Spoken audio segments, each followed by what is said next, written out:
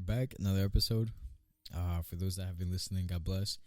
And those that are new, God bless as well. And before we start, we're going to pray. Lord, thank you so much for, once again, for being here, God, and strengthening us and lead us into the absolute truth. In your holy name, I pray. Amen. Amen. So we have someone we've had before. Welcome, yes. Diego.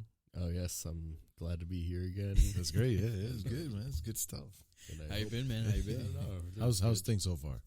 No, things are going all right. I hope everybody's having a blessed start to their week, by the way. Pretty much. Yeah. Right. Yeah. Whoever's listening as well. Absolutely. What's anything new with you lately? Well, I guess what you could say is new is, well, I guess as you guys know, and some other people in our group know, recently I was laid off from my most recent job. Mm-hmm. So I was laid off, and I knew why I was laid off, but then at the same time, I'm like, oh, why is this happening? At an interesting time, especially. Yeah. Because, it's like the weather's starting to get nicer, mm-hmm. and then, I don't know, just a lot of thoughts in my head going on, and I'm thinking, I really won't have much to do. Oh, right. And then you guys were quick to remind me, but utilize this time to get closer to God, or learn to get closer to God. So in this time that you got laid off, like, it seems like, did you go out of your way to reach out to jobs, or were you just like, I'm just gonna wait and trust on God? Like, what was your first reaction? Be honest, I will be honest. Probably in my first week, so I was laid off for 3. I was laid off indefinitely, but then I found work 3 weeks later, which today I actually started my first day at my new job. But the point is, going back to that first week of being laid off, definitely some weird sensations there, because I'm just a person that's so used to just going to work, and I've never knew what, what not going to work is like. Right. Knowing I don't have a job, but looking for work, I will say probably in the first few days of that week, I will say I was just looking at Indeed a lot, just looking at, scrolling and applying at whatever seemed attractive to my interests. Oh, like the first week when you got laid off, you're saying? Yeah, I'm referring to that week. Right. Okay. Right. Okay. And then after that, like, what kind of happened after that? I just thought, well, mind you, I did get some emails back. Even one job interview, which was prior to the week of getting laid off. Yeah, I had a job interview, if you remembered, which that seemed like it went well, and it seemed like a promising job, but just something didn't sit right with me afterwards. Especially with some of the jobs I was looking at, because it just seemed like some of those jobs were just going to take up too much of my free time, or especially time with the Lord, like, meeting up with you guys for Bible studies or readings at Barnes and Noble. Oh, I got you. I see what you're saying. That's it. Yeah. No, yeah. It was a lot. I know. Especially. A lot of thinking. What happened? A lot of thinking. Yeah, no, for believers, how do I say this? Because in the secular world, right, you can pretty much just like, how do I say this? And I believe we've spoken it before, but we haven't spoken necessarily too deep. You know what I mean by like organic and artificial blessings? Oh, yeah. I don't want to touch on that subject because I believe we've spoken about it before on the episodes. I'm not sure, but for a believer, it's challenging. But it depends, right? What kind of believer? I guess you could say. Right. Yeah. For believers just scratching the surface, they believe that. Basically, the quote that I ended the the previous episode. Like, don't let your ambitions dictate what you want to do for God. Yeah, absolutely. Not only just don't let your ambitions dictate what you want to do for God, but also you're also determining that your desires and goals, you think that God's going to align with you in that. So essentially believers have they're go-getters. That's not necessarily a bad thing. No, it's definitely not a bad thing to be have the go-getter personality. It means, you are determined to get a task done or get tasks done within a certain time frame, and it's a part of somebody's character for sure. Yeah. But there can be also negative consequences to that. Yeah. In regards to go-getter, because I mean, as a believer, you're not necessarily. I mean, we know that we have to work to eat. Yeah. No, we definitely do have to work to eat. But here's a problem. Like, the thing is that, like, since we live, we do live in this country where, like, we can find jobs anywhere. Literally, bro. At any time, right? You could get a job tomorrow. And people say, like, oh, I ate, right? But the only thing about the physical bread, and then when it comes to the spiritual bread, which, comes from God, then they don't really consider that part of it. Mm-hmm. They don't consider the part of, like, is this really going to get me closer to God or farther away from God? Mm-hmm. They're just like, oh, wow, this is a higher paycheck. This is from God. But we look at scripture.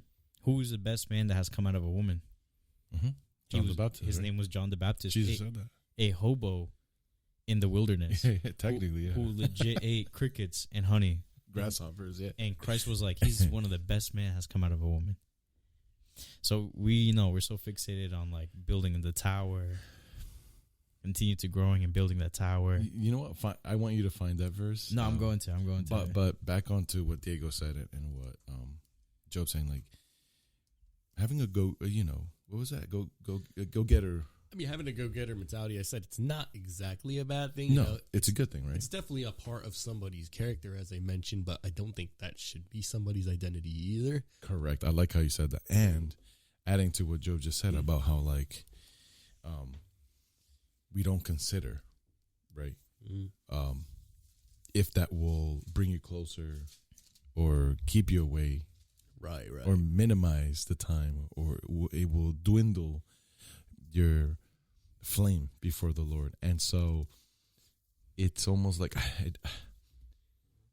there's like again our brother Wilmer, he mentioned how, like, there's these little sacrifices you're gonna have to make along the way. Yeah, absolutely. When you walk with them. Right. Mm-hmm. Like I did want to emphasize a little bit on the story. Like I did want to emphasize so one of my good friends, he was telling me about a job opportunity. Well, actually, to be honest, it was 2 job opportunities, 2 potential ones, but I didn't really think of much of it. But then he told me about it, and I tried at the one spot, and then I just knew right from the bat it wasn't meant to be, because somehow because I called the guy first, I called the boss, and I asked him, got openings, yes, yada yada, and then he said, yes, I do have a job openings, and then a few days later, I called him back because I wanted to, get back in touch with them to see what he had to offer, or what else was there, because I wanted a better description of the job, and then call him back. I think it was called him initially on a Monday, and then I called him on a Thursday of that week. And then I call him, he picks up the phone, and he asked me, oh, who's calling? I was like, oh, no, it's me, Diego, calling, from Monday. Remember our conversation? And then literally he hangs up on me. Oh, really? Like, legit? Yeah, legit. Like, the call just, like, ended. So I just knew, he definitely hung up on me. That's crazy. Like, I don't know what. Yeah, you didn't tell us that. This is the first time I hear this. Yeah, no, this is new. Yeah. How'd you feel about that? Knowing that you could have had an opportunity. Yeah, it was a pretty solid opportunity that it was meeting characteristics, especially with good hours. But then I realized, then that's not where God needs me. Then, or He doesn't want me to be there. Maybe. Yeah, because the thing is, like, we've said this before. I was convinced at that point. You know, for those who don't know, he likes the idea of, you know, driving semi trucks. Yeah. Right. And that seems to be like his passion. Yeah. But not, you know, not just you, like other believers. No, sometimes God doesn't really care about your passions. Like you have not that like he doesn't care in a disrespectful way. No. Yeah. He just okay. It's more like that's great. It's cute. But here's what I have for you. It's my will. Yeah. You know what I mean? Like, you know, the last episode we recorded, we talk about how like we don't have free will. And we don't. And I'm firm with that. We only have a choice. Mm-hmm. And the only one that has free will is God, because he can will to whatever he wants. He declares, like we said before, if that is eternal or if that is not eternal. He's God. He can do whatever he wants. So for you to say that you can involve your passions and desires and goals into his will, you know, you're kind of foolish for that. Yeah. It's kind of foolish to be like... And I know that's hard to hear. that almost... Oh, God. No. That's just hard to hear. I was going to say, by what Brian just said, and now that I think about that, that almost sounds disrespectful, Lord, if you're trying to put your passions ahead of them, or if you're trying to dictate, like, you know, you're trying to dictate to God that, no, this is my passion, this is what I want to do, and I want you to make it happen. Yeah. It's almost like you're disrespecting God. I mean, think about it. It's like you're putting your goals and dreams as if it's equal to God. It's not. It's nothing to God. Think about it. Like, not even the seraphims, who are like literally next to God, who are like way like, you know, they're probably so majestic.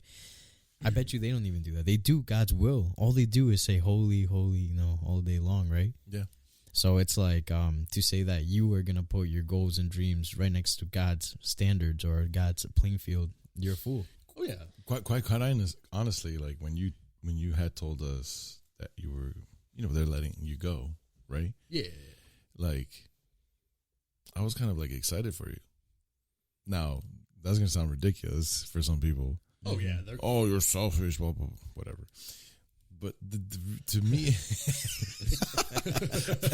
the reason why I was like excited was because like this is good. In a way, Yeah. like He need, like in my opinion, like you need this, Yes, absolutely, right? absolutely. Yeah. Now other people who get fired, you deserve it because you never got your act together. You should have known to do better. Yeah. But that wasn't necessarily your case. You were giving it your all. Yeah, you were doing your best. Yeah. Perhaps you just couldn't deal with the poor management or whatever that may be. But I thought in my head, I was like, no, this is a good thing for you, man. Right? yeah, like I'm not throwing anybody under the bus, but yeah, that's my last job. Yeah, especially the environment with the management. Yeah, it wasn't the greatest, and yeah, I did my best at my job, and it just wasn't the place for me. And, you know, God decided to put that in their hearts to let me go. No, so that's why when you told me that, It sounds weird. Like, you know, if somebody who, like you mentioned, like somebody who's not a believer, like me saying this or you saying, I'm excited that you got like fired. Or oh no, got I laid know. off. I don't know what they're gonna think. Oh, they would think it's absolutely stupid. You see, Oh yeah, people will see it as like a bad thing. They would be like, guys, pray for me. Pray for you for what? Like, what do you mean? Like, so that you can have another job the same way, or you can get a better job that like gives you a higher pay? Like, what do you mean by praying? Do you mean like so God can mold you in that process? Like, what type of prayer are we talking about? yeah, because exactly, right? Because I have like I'm not trying to put you on like under the bus here, but like when you like got the Chatham job, like wherever you work, did you initially ask God? No, I didn't ask God for it. So, And that happens with a lot of many, I would say some believers, many believers. Like then after something happens, then they want prayer now. Yes. You didn't even ask prayer for the first time. In the first time, correct. Or even consult God. Yeah. Now you want consultation. Yeah. Which yeah. in yes, it's good. But now you want prayer because you just applied to another place and now you're hoping that this one pans out. That was my mentality right there. Like, you know, just applying to places blindly, and I'm like, I'm praying to God, like, God, like, help me get this. And the thing is, we don't want to be cornered or be against the wall with the sword because we're like, oh my God, the bill is coming. Like, Right. Or I have to tap into my savings and all that. But I'm like, but you're okay though. Mm-hmm. You're not sleeping in the street. No. You're not a hobo. Yeah. Like you're not like John the Baptist, like just randomly wandering around. Right. Like you have, you know, where you can shower. Mm-hmm. You have money to eat. Yeah. And we think like because the culture is like that in America. We're like in this survival mode. Yeah. Right. Yeah. You're tweaking. Yeah. Right. Absolutely. I don't know. I'm just saying. Right. It's just like when you know, Brian and Oscar, you know, were telling me about what I was going through, or even at first I was actually not understanding it at first. No, yeah, I could tell you there's like friction. You're almost like I was confused. Probably. I don't think confused. I think you were just like being challenged because like, oh my God, these kids, like these guys, they're just, I don't understand. They're willing to just give up. Yeah. No, you know, like you said before, like when we hang out, you were like, dude, no one, not even at churches have actually spoken to me like this, like saying like, basically what we were telling you is literally what every church should say. Just trust God. They say that, but do they really know do they understand what that means? Like when we explained it to you, then you were like, whoa, like no one has ever really like said this to me. And we're just going based off of what scripture says. Well, I'm going to say, like, you know, that's not, I'm definitely now, I know, at least within our circle, I know I'm definitely not the first person to say it now because, you know, you had a conversation with one of our female friends that's in our group. Yeah, no names mentioned here, but yeah, even she said on Sunday that we had the talk with her, and she said, well, you were especially having the talk with her, Oscar, and she said, wow, like, I can't believe no one at church, and whether it's my current church or at my past church, like, you know, nobody's talked to me this way. And she was almost like, not like, she was just like, I wouldn't even say shocked. Not shocked, but couldn't understand what was going on. She was just like, and she was taking it. She wanted this. Yes. Right. Yes. She was humble about it too. And the thing is like the things that I said to her. Yeah. My reaction to when you lost your job. I just see it like this is a good thing. A good thing. Right? Yeah. A good thing because in your case, right, you have now time that the job takes away from you for you to meditate in God. Mm-hmm. Read his scripture. Yep. Right? In her case, your friend, she needs to slow down. She can't just escape and run away. Right. There is a sense of resisting. Yes. But resisting doesn't necessarily mean always to run away. Mm-hmm. But there is some scripture where it says run from lust, run away from it. From lust, yeah. Right? But you can't, there has to be a balance. No, yeah, I mean, it says run away from lust, but then other things like in life, scripture doesn't say to run away, but rather to bring it to God and trust God. Yeah, the more you know what I mean? See, the more I meditate on, or the more I was meditating on what I was so fixated on, just looking for a job, like something, like I was looking for something that, at least originally, I was looking for something that just paid very well, and I wasn't really thinking about the pros and the cons of how it could affect me in my daily life or spiritually. And then I come to find out that really, like, the pay, I mean, of course, the pay does matter, but it really, it didn't matter at the same time. Like, it wasn't something you should be focused on. Is that what you're saying? Yes and no. I would like to say yes and no. Because yes, definitely you should be worried about the pay, but in the sense no, because at least you would want to be somewhere where, you know, you're at least making enough to, you know, to survive or pay your bills, necessities. That's when I really thought that mattered the most in the end. Right. Yeah, so the job I'm at now, I just started. I stumbled across that through one of my friends. Well, yeah, I stumbled across it through my friends, and then funny thing is, he discovered it before even me, so I wasn't even looking for that. And then I just walk into the office, and they say, "Oh, like, you're looking for a job," and then you have the job now, right? yeah, they just told me, "Oh, come try out one of these days." And let me ask you, how's your schedule? Okay, it's not your average 9 to 5, but I get in at 5 in the morning, and I'm getting off anywhere between, let's say, 2 o'clock in the afternoon or 4 o'clock in the afternoon. So I still pretty much have the day to myself, and definitely have time to especially catch up with Brian and Oscar, read scripture, or even if it was on my own time. Yeah, so that's why. Or meditate. Yeah. Yeah. So that's why I was like excited when when he lost his job, because I was like, this is good for him to administrate his time with God and being diligent. How important it actually is. Like, because I'm gonna tell you something, man. Time management. Our lives as believers are completely different from the secular world, bro. Like, it's not going to be the same. Dude, and they're not going to understand. There's just no shot they're going to understand. Exactly. That be you Catholic, Orthodox, or Protestant. It's just our life is different. It's very different. At any moment you try to make it similar to the secular, it's because you want it to be the same. Correct. Absolutely. And we're in America, obviously. Yeah. And there's a good. We were having this conversation too, that like the sacrifices that we make versus other people making sacrifices in the world, they're different. They're all in different levels, right?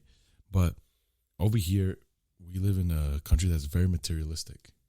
Oh, way too materialistic. Very competitive. Yeah, I was gonna say the competition, because everybody wants the latest thing or the next best thing or whatever it is. Yeah, because or you want to be the best at everything. Mm-hmm. It doesn't matter what it is. That be career, sports, music, no matter what. Right. It's already systematized. Right. It's so artificial now. Mm-hmm. Right. And the only way to even have a taste of organic, of that organic blessing, is you kind of just have to like not trust in the system and kind of trust in God. Yes. Not kind of, like fully trusting God. Fully trusting God, yeah, absolutely. I definitely think there's a sense of lust to that. I guess lust for competition, lust for ambition. Yeah, the lust of life, exactly. Yeah. So, like lust doesn't only.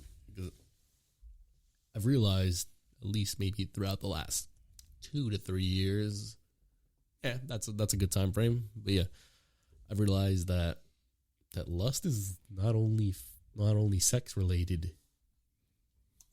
You could have lust. It's not. You could be lustful towards other things that are completely unrelated to it. Yeah, absolutely.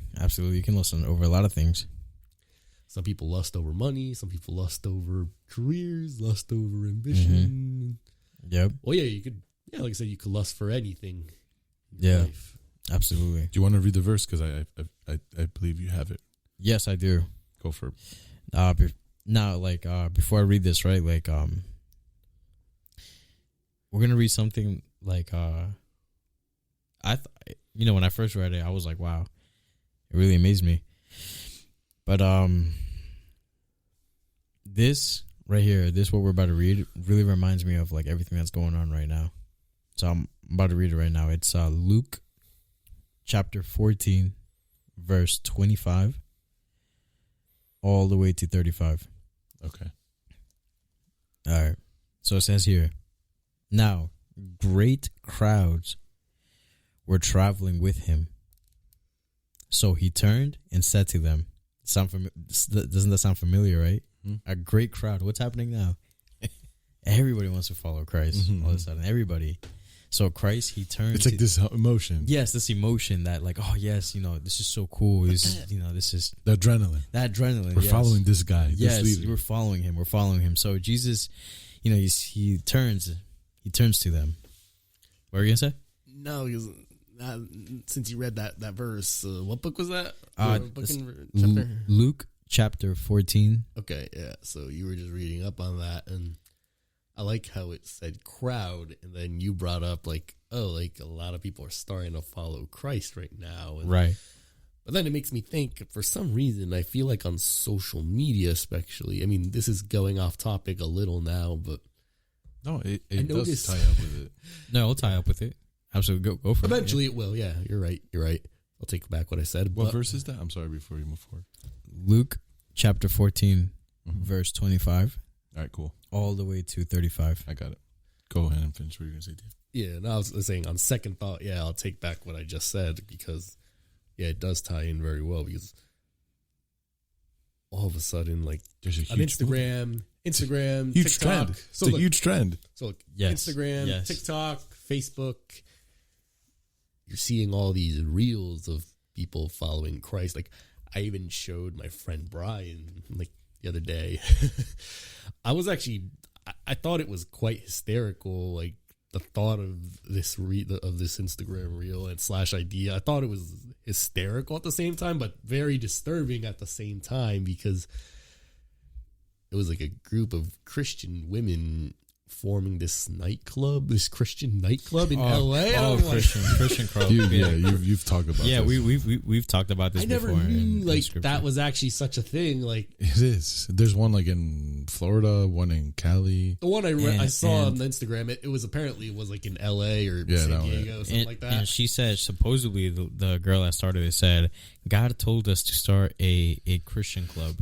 That's Yeah, another I remember. conversation. I sent I that was to like, you. I was like, I don't know what God you're listening to, but Now, mind you, we're called meanies. No, you guys are judging people. So Come on, man. We're not judging anybody here. nah. Like you need to know the difference of like who are you speaking to, like, and who are you listening to? Your own consciousness, to your subconscious, like right? right? I think just, dude, like people forget that they have a conscience too. Like, yeah, you know like what you I can mean? talk to yourself in your brain. Like Yeah. don't tell me that you don't. right? But that's a different conversation though. Exactly. But yeah. but what you were saying, based on what he just read, you're noticing this trend happening in social media. People are just coming to Christ. Mm-hmm. You know, people are just coming to Christ, and then you're just like, they're coming to Christ, and they don't understand what that actually Yes. genuinely means at a deeper level. I feel like Exactly. a lot of people are doing it out of just pure emotion without even realizing what it actually means. Like, for instance, like just to throw a little humor in there, I was actually laughing. I was dying at one of the comments in that reel about that Christian nightclub in Cali, and one of the comments said, if I'm not mistaken, I think it said club. Darn, I can't even remember the name. It was either, I don't know. It was either like Club Moab or That's too, bro. I can't. or even. something like that. I can't even see. I can't even take these. What Club Moab? And you know what? Like Something like that. and when he reads it, you will understand why that brought. Like I understand why that came up into your yeah, mind. yeah. So if you want to continue reading, Makes complete sense. So it says here, let me start from 25. Now, great crowds were traveling with him. So he turned and said to them, this is Christ telling them, right? If anyone comes to me and does not hate his own father and mother, wife and children, brothers and sisters, yes, and even his own life, he cannot be my disciple. Are we still disciples of Christ? Are we? Are we disciples? Oh man. Because some Christians believe that we're not disciples. It blows my mind because Christ is pretty clear about this. Are we disciples? And a disciple is not just someone who follows from a distance. No, it's not. You like walk, your average think person. No, definitely like not. him in Yes. every way. Yes, absolutely. He is your blood, your breath, everything. Not some symbol, not something that you write down, not something that you go on a Sunday and read. He's your life. Pretty much, it's everything. Exactly. It's everything. Exactly. Now, moving on. He says, whoever does not bear his own cross. So everybody has to bear their own cross. You're not, you know what I mean? And come after me cannot be my disciple. Oh. Now, he moves on to this part, which is really interesting. Pay close attention to what he says here. And you can pause me at any time. For which of you wanting to build a tower doesn't first sit down and calculate the cost to see if he has enough to complete it? Otherwise, after he has laid the foundation and cannot finish it, all the onlookers will begin to ridicule him, saying, "This man started to build and wasn't able to finish." Now, what do you guys think about that one? Ooh, that's gonna be. I think just like for literally first came to my mind is that's gonna be one expensive tower because I'm sorry for the way you said this. it's an expensive tower in the sense that you're doing it. Essentially, you're doing it at your own cost, meaning you're building that tower at your own risk spiritually. Oh, I see. No, I see where you're coming from. Yeah. You see, It's the best way I could kind of describe that. Yeah. right. So, it's interesting. So you're looking at it in this way. You're saying that like when you walk in this walk with God, it's you're going all in. Is that what you're trying to say? I'm sorry, repeat that again. So when you're going in this walk with God, are you trying to say that you're going all in with this walk? Is that what you're saying? No, what I was saying is that's going to be an expensive tower. No, that's not what I was implying. What I was implying was an expensive tower. So pretty much it's like you're challenging God by wanting to keep building that tower. Okay. So that's what That's I what you mean say with the risk. Right. That's what I meant by Gotcha. You're building that tower at your own risk, and that's why I said it's going to be expensive because the consequence will be expensive, so and it's going to be tough. So you understand what this means then, huh? Yeah. Immediately. Yeah, immediately. So you understand. I don't know how this goes over people's head. Dude, some people interpret this as like, you see, you have to plan for your life. You see, you have to sit back and plan. Because look, even Christ says, you sit back, otherwise people are going to make fun of you. Well, that's why in the beginning he says, hate your life.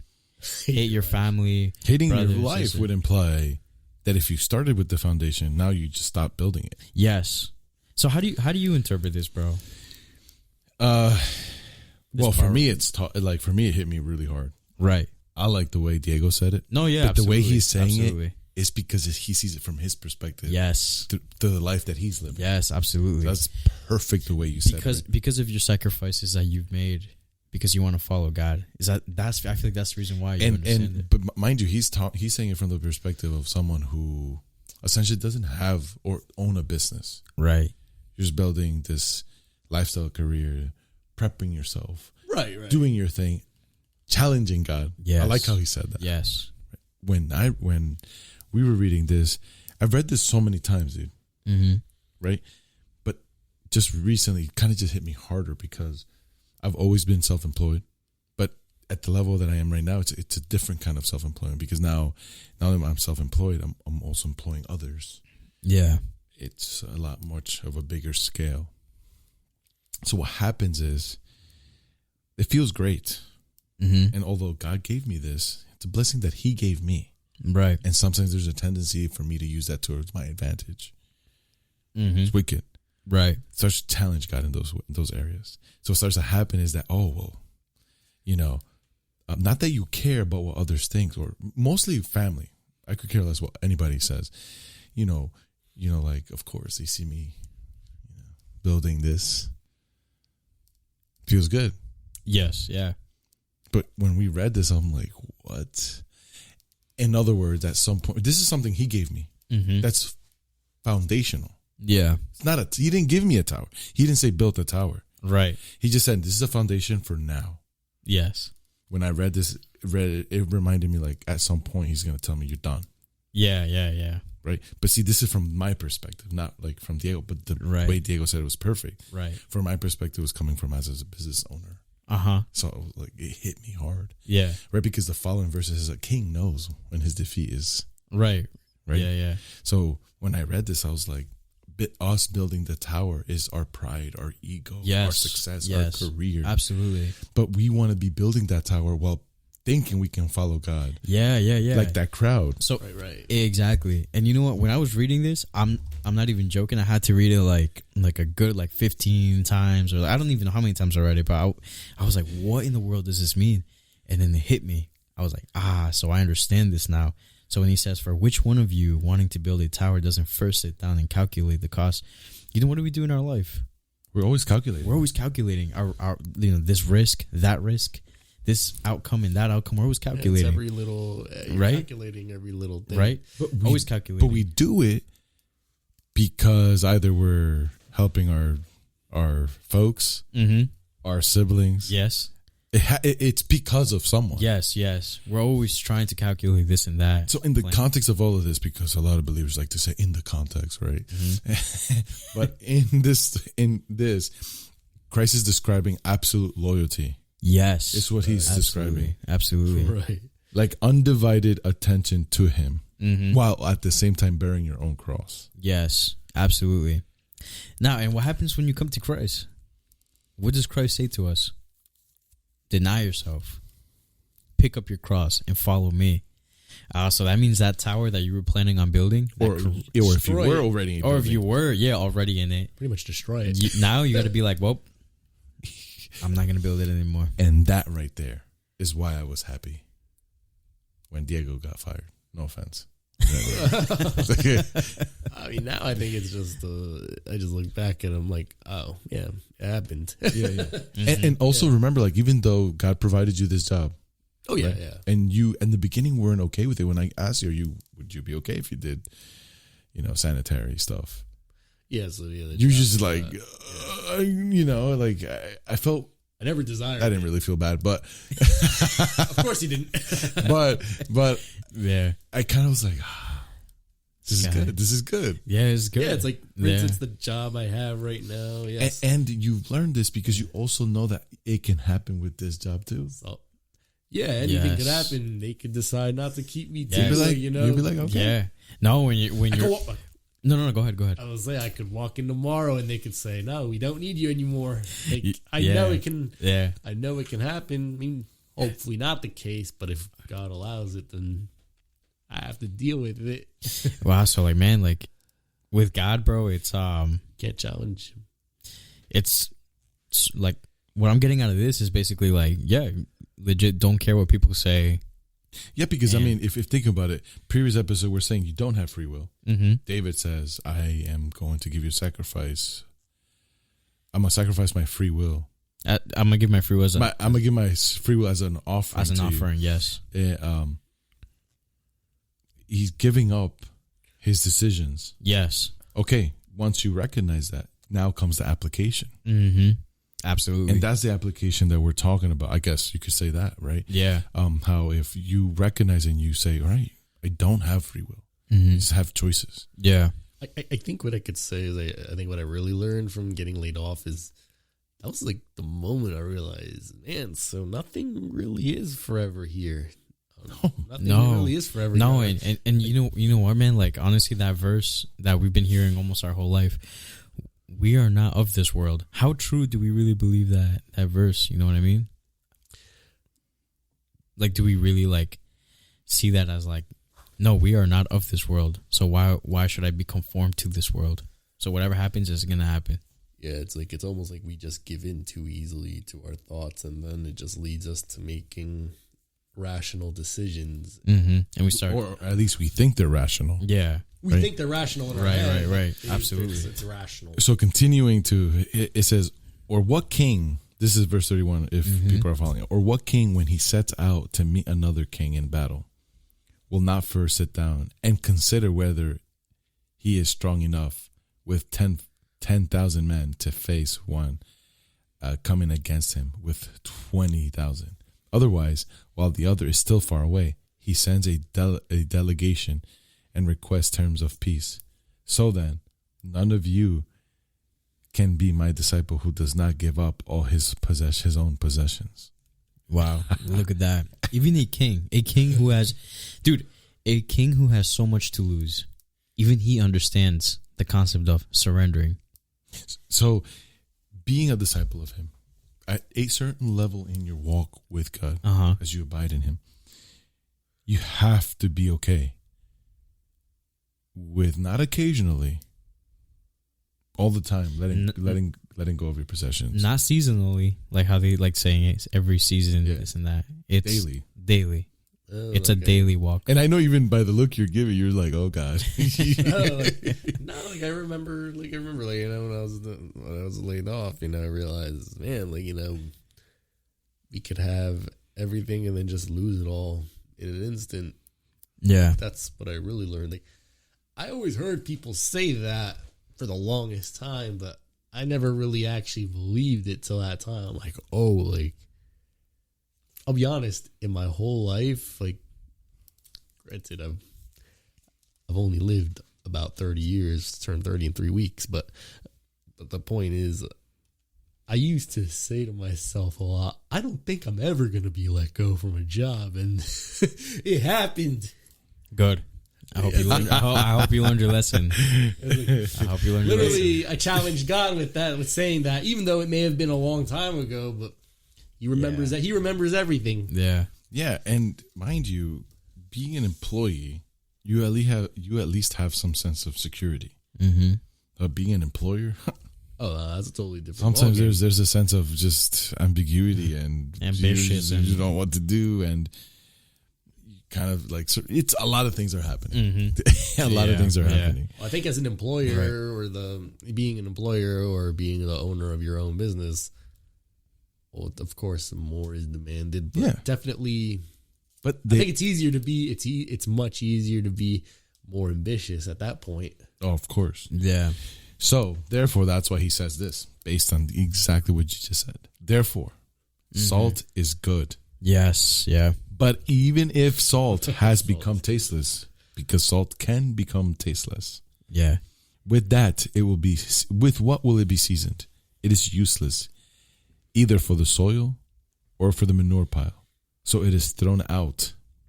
The one who has ears to hear, let him hear. So basically saying, if you're a believer that is salt and is tasteless, you're pretty much useless. Yes, absolutely. I thought that's a little funny. And Salt is good. And you know what? This last part makes so much sense with what everything Christ said, because like if you're a follower of Christ and you're out here pursuing your dreams and goals, what difference does it make for the one in the world also doing the same thing? Mm-hmm. Are you not a follower of Christ? Shouldn't you be different? You almost don't taste. There's no difference. The taste is the same. Exactly. It's like the world. Useless. There should be a different taste. Yeah. Yes, absolutely. Oh, so you should look different. Are you kidding me? When they see like that you are giving up things for God, that doesn't make sense. People are gonna be like, "What are you doing? Why are you doing this? What's going on?" They're gonna be interested, and they're gonna look at you like there's something wrong with this guy. But it's gonna grab attention. It's gonna be that salt that people will taste. But I feel like definitely you'll definitely run into that one person who will be very intrigued, and they may not be the ones that think it's weird. Right? I think they'd be more intrigued than thinking it's weird. Yeah, absolutely. They might be like, "Wow, like why are you giving everything up for something you can't see?" You're salt. Yes, that's the season. Yes, right you there. become salt, and then they're just like, "Interesting. Can you explain to Then things start to happen, and how can you be salt? How can you taste like salt if you're pursuing your goals and dreams? If you're still building that tower? If you still haven't surrendered your possessions? All these things. How can you really truly be salt? Yeah, the world is gonna look at you like, oh, he's a cultural Christian, or they don't even know that word, but they just automatically see it with their eyes. Oh, this guy's just like he just checks off the list probably on Sundays. When there's that one guy who goes all out for God, and they're just like, this guy is weird. What is this? Why is this guy doing? Why is this guy doing all this? Why is he so happy or such at peace all the time when he's giving up all these things? What? Doesn't make any sense. That's true. So that verse at the end, and in some translations, the 34, when it talks about the salt, it actually says that salt is useless. It's just to be trampled underneath the feet. Oh, no. That's in another gospel, but that's what it's meant for. That's in a different gospel. Oh, yeah. Imagine. It's to be thrown. That's its use. To be trampled. To be trampled under the feet. Useless. Christ calls it useless. Useless salt. So, as believers, that we give up possessions, obviously everybody will give them up accordingly on their walk with God. It's not like It's not like that's one of our brothers who just like left everything and came to New Jersey, right? Everybody to a certain capacity, God works with. Yes. Right. And that's a good point you're making because you don't want to do anything with false pretense. Even a tree in nature, you see that it has its moment of growing, stop growing. You know, like what I mean by that is like it has its own like pace, its own pace of growing. So keep that in mind. We are also trees in the eyes of God. And because you said pace, this is why I wanted to read this verse right here. Hebrews actually 11. I mean, if you can find it, you can find it. I'll just read it. I got you. Basically, but without faith, it is impossible to please Him. Mm-hmm. For he who comes to God must believe that He is, and that He is a rewarder of those who diligently, keyword, Diligently seek Him. Right.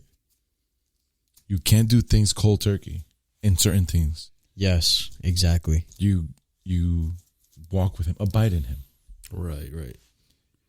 You follow His commandments, all of that. Yep. Abiding in Him.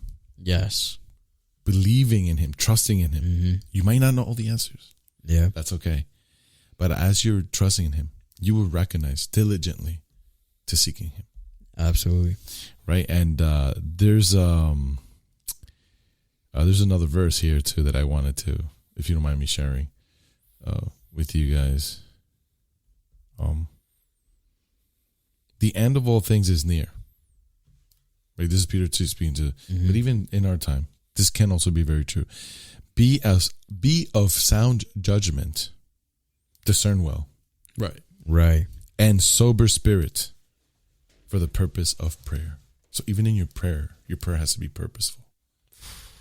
Yeah. Above all things, keep fervent in your love for one another, because love covers a multitude of sins. But could you, Okay? Say that again. Go for it. No, since you just said make your prayer meaningful. Because if you are of a sound judgment and sober spirit, you should be able to pray diligently. I mean, James makes it pretty clear too. He says, "You guys pray, but you guys pray for the wrong things." Oh, you see, you took it out of my mouth because I was just thinking. I feel like a lot of Christians pray for meaningless things. Went out for a second. Yeah, I feel a lot of Christians pray for meaningless things. Right. Or things that shouldn't matter. Exactly. Right. No, that's why I said I was like when they get let go of their jobs, they pray, and I'm just like, well, what are you praying for? Are you praying for another higher pay, for a higher pay, or another job? Like, what are you praying for? Like, clearly right there in that verse it says, if you're gonna pray with purpose. Yeah, that's what it says there. It's Yeah. got to make sense. Sober spirit for the purpose Yes. of prayer. Why for the purpose of prayer? Because if you're not in sound judgment or sober spirit, you're going to just speak nonsense in your prayer. Yeah. It's for the purpose of prayer because you have a clear mind. Mm-hmm. You can discern. Yeah. Your spirit is sober. Right.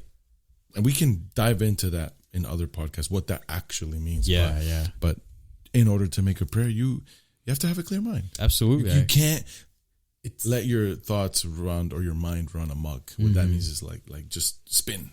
Yes. Go too fast. Exactly. I realized like how meaningless some prayers can be. Like, for instance, I remember an old Catholic friend of mine. He said, well, at least when he used to go out and party, go to bars, clubs with his friends, he would say he needed to be in the right mindset spiritually to go out to a bar. And he said he would pray before going out to the bars or clubs. Sorry. I'm like, I'm sorry. never heard Dude, anything you're blowing like my that. Like, so, that's when I realized, wow, so people actually pray for things that make no sense. I don't even know how to react to that. Me neither, bro. You just blew my mind. I'm sure people have prayed for crazier things. You're still blowing my mind. Sorry. But that's crazy. you could definitely believe Definitely that can't make this up. Nah, man. Can't make it up. Yo, But I wish this was a joke. I wish. Yeah. Oh man. So I'm sure there are people who have prayed for more meaningless things. Yeah. Absolutely. So I mean, as you know, you know, like the takeaway here is, as a believer, all you need to know is that our lives are different. They're not the same like the secular world as much as we want. If God decides to present something that he will use like a vehicle, if you will. Yes. For you to do his will in the kingdom. That's it. The purpose of it is to make known to the souls so that they can be guided. Yeah. Right. So the Spirit of God, the Lord will guide them to Christ. We can't save them. Exactly. It's God that saves them. Exactly. Right. Our job is to just be vessels. Yes. Overseers, watchmen, healers, whatever that may be, the deeper we go with God. And so don't build that tower. Yes. And surrender all your possessions. Seek God diligently. Right? Right. I guess either you just knock that tower down or just don't, just leave it. And be clear-minded or sound of judgment, sober in spirit, so that your prayer can be meaningful. Be meaningful. Thank you, Diego, for being here with us. It was a great pleasure. Oh no, thank you for you guys having me. Yeah, of course. Once again, definitely it was a. We're gonna have many others coming in. Yeah, man, absolutely. To join the conversation. Oh, I would definitely love to have more guests. I mean, I would definitely love to not be the only guest. No, next of time. course. Definitely, I would love to be around maybe some other guests next time. Of course. Around, So we're gonna close it with a prayer. All right. Thank you, Father, for this opportunity, for bringing us together to talk about the challenges that believers go through, even we go through at whatever level that we're in that walk with you, and that you always have mercy upon us, and that you always lead us away from temptation and help us, forgive those, so that you forgive us, right? And your name be glorified above all things, and that your name be blessed above all things, and that tonight we have a blessing night, and that we go to sleep in peace. May the Holy Spirit be with us, protect us today, and tomorrow will be another day, because tomorrow has its own worries. Amen. Thank you, guys. Until next time, follow us, subscribe, and till the next time, guys.